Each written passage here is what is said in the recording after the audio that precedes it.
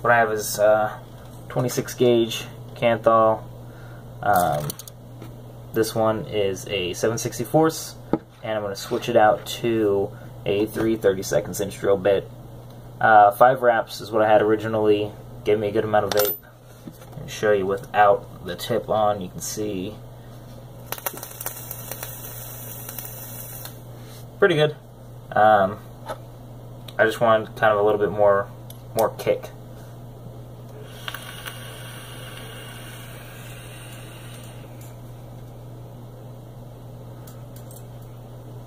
Give you a little bit more vapor. So, take out the old one here. Just unscrew all the posts.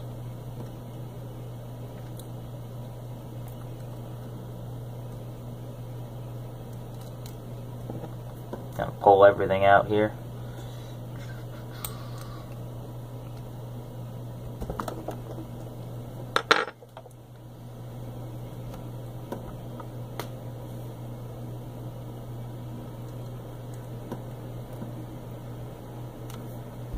Alright, so you got just some bare pins sticking up. I'm going to unlock this.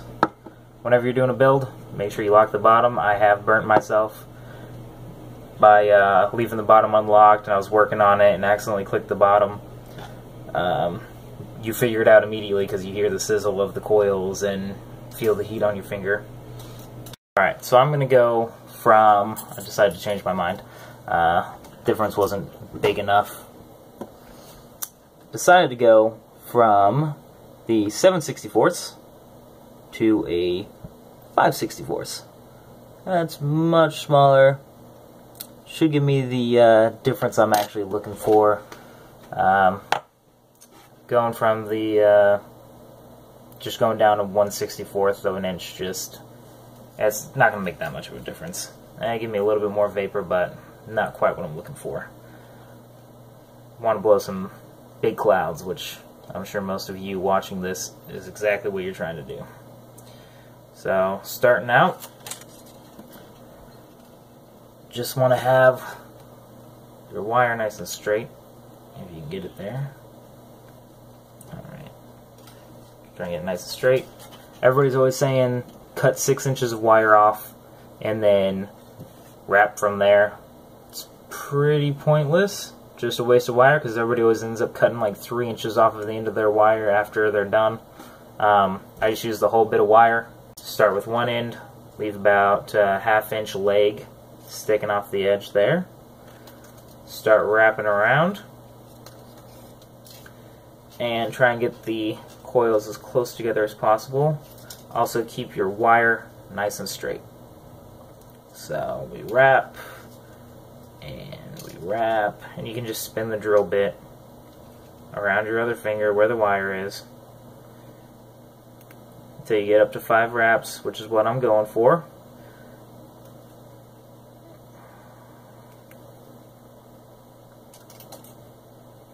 And there's 5. Show you what that looks like if I can. I'll go ahead and take a picture and insert it in the middle of the video so you guys can see.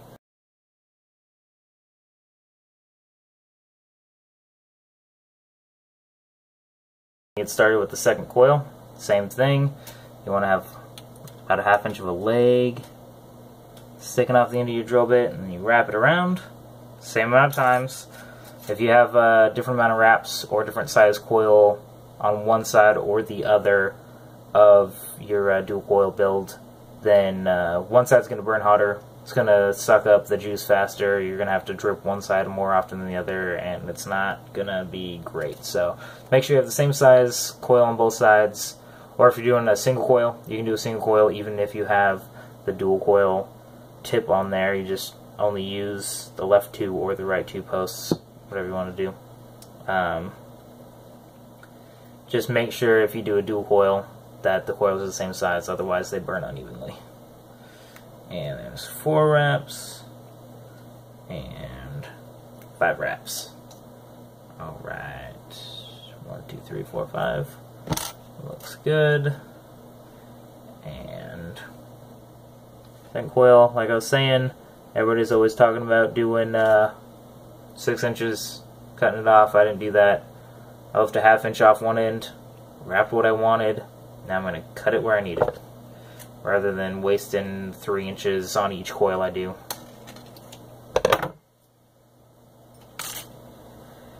And then stick it through the holes in your posts, like so.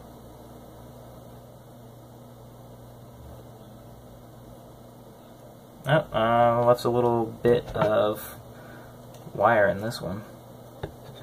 That's hanging on the edge, apparently. And using the drill bit to kind of position this how you want it makes it a lot easier. Otherwise, it'll just kind of go willy-nilly. So you get one in, using the drill bit, like I said.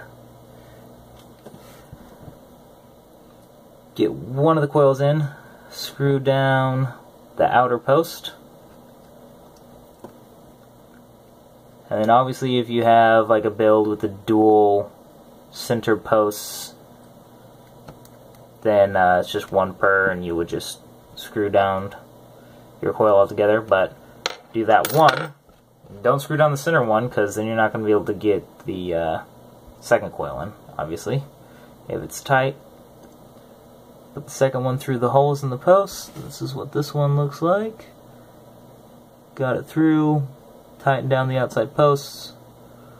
We're sharing the center post, so we put that through. Get that in there.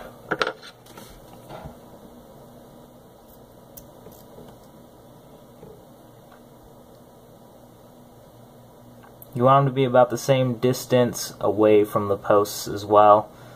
That'll give you an even burn. Stick that in there.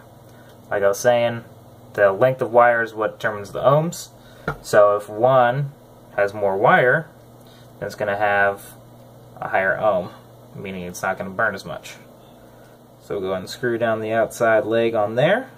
You don't want to over tighten your posts. You don't want to accidentally strip the screws, cause some problems, make you have to get a new drip tip. Just has to be snug. After you're all done, you want to make sure you re-snug them just in case they loosen up while you're doing cotton and everything. But what I do here, once you get both coils put in, obviously tighten down the center coil, stick your drill bit through. You can kind of adjust them, make them nice and level, get them where you want them. Make sure they're even on both sides where the posts are. And then, see how I got these legs sticking out? What I do is bend them up so that they're straight up and down with just flathead screwdriver. I got this little multi-tool flathead screwdriver, Phillips head screwdriver. Just bend them up here. And then I cut them off as far down as I can. If you have some of those little tiny wire cutters, you can get them cut pretty well. But you don't want them sticking out too much, so just cut those bad boys off.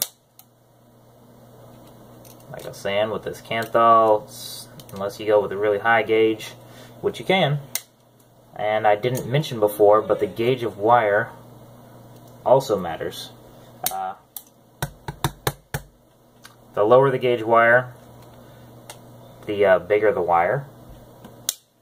The lower the number on the gauge of wire, the bigger the wire, and the less resistance it's going to have.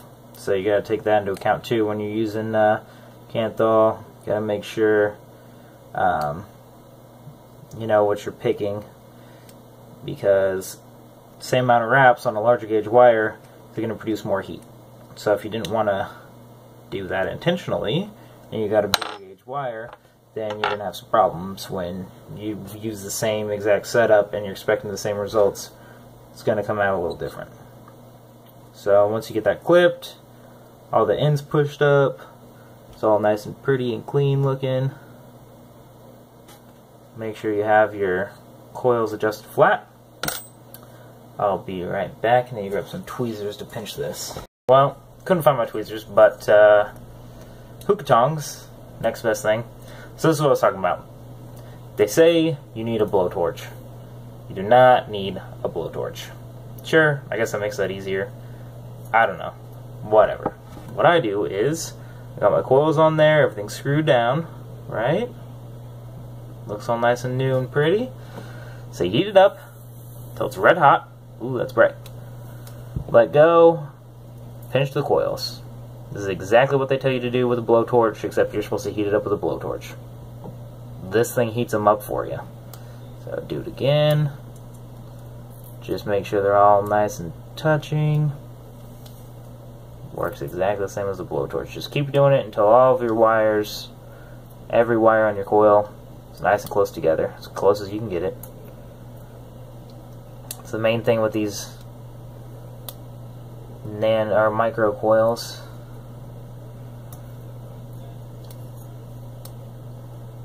Just getting your coils nice and evenly touching.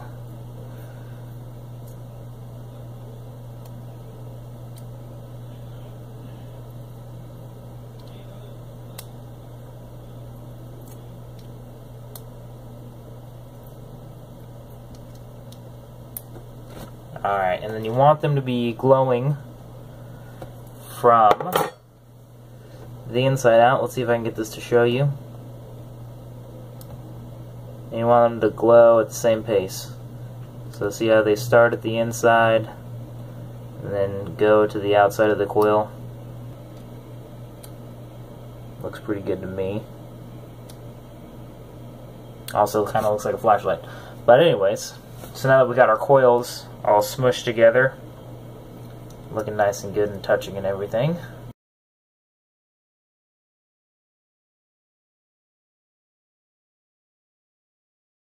So our next step, now that we have the coils set up, is our wick, which, like I was saying, I prefer cotton, especially with these micro coils. It's just a little bit easier. Let's try and even out my coil a little bit more. After I pinched them together, they're not quite in line. That wasn't too hard to fix. Just stick my drill bit back through. To start with, you probably want to know how you can use a cotton ball like this to get through a tiny little hole like that. Doesn't really work out too well. But cotton balls are just wound up pieces of cotton. If you kind of just pull on the edges here, you will find an end piece. Aha! And then it'll unravel into a line of cotton. Once you have your line of cotton, rip it in half, down the middle. Take one half, roll it into a little ball,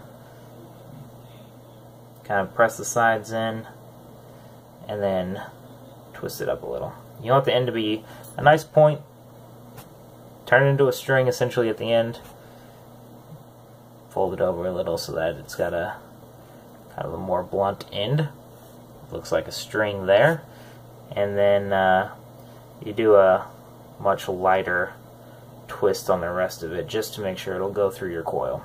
So you got your cotton string, and you take it, put it through the back side here. So you got your two coils, one right here, one on the back side over here. So I take it and stick it through the center of your coil, and then while you're doing this, so you pull through and you pull through and twist while you're pulling it through. That compresses the cotton. You twist the back side as you're pulling through. It compresses the cotton, keeps from just bunching up on the back side as you're pulling through.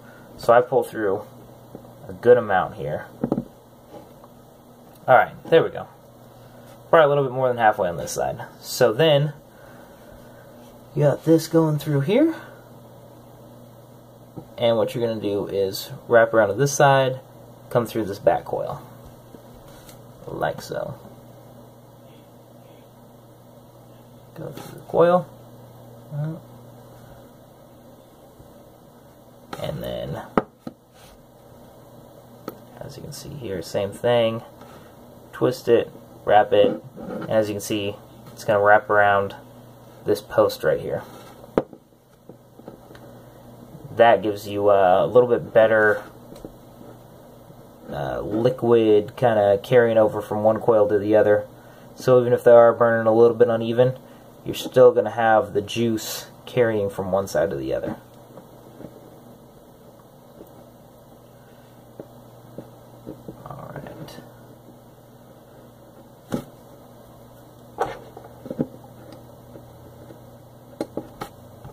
Alright, so what we have here is our cotton going through both coils, through the center, coming down, and then what I like to do is double back and stuff it underneath of my coil. So it just goes straight underneath. See that? Underneath the coil. You can see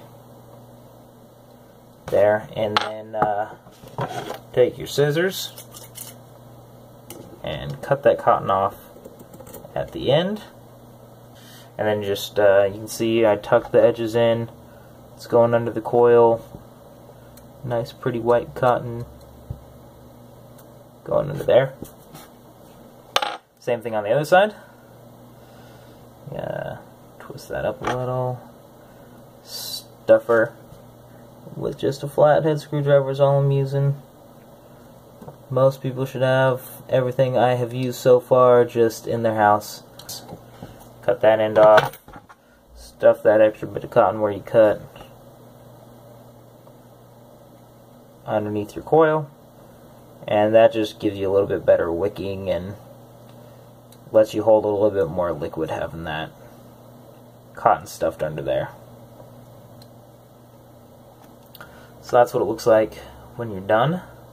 And like I said, this is 5/64 inch drill bit, wrapped 5 times.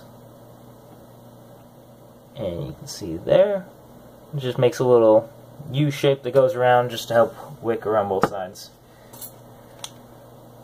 Throw a little liquid on here right now. I'm using some Doc Holliday Villain Vapor. Pretty good. I'll probably do a review on this in a video.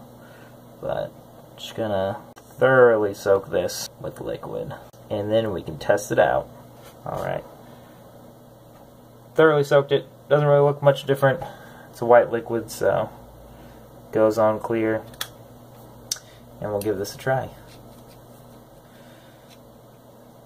Go ahead and show you. See how that vapes. Oh yeah. Here we go.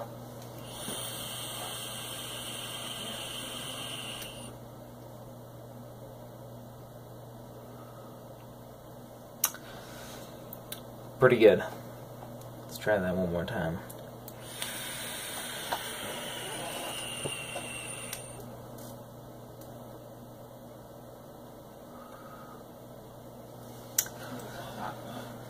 Pretty intense, and that was with the VTC5 that I was talking about earlier. We can go ahead and try it out with the eFest 35 amp. See how that goes. And I've been trying to do the same amount of time on these, but this puts out a lot more vapor, so it's a little harder to go for the full 5 seconds like I did before. Try out this 35 amp battery.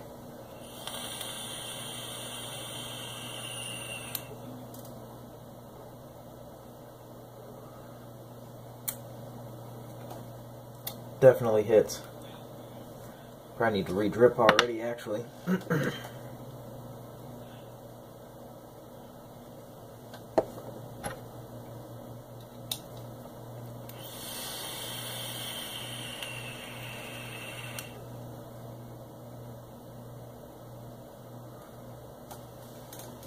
Pretty good. Alright. So, I think that's it for this video. Like I was saying, I'm going to start doing probably a weekly video, either different builds, trying out new flavors, just talking about new vaping in general. But that's it for today. We'll see you guys next week.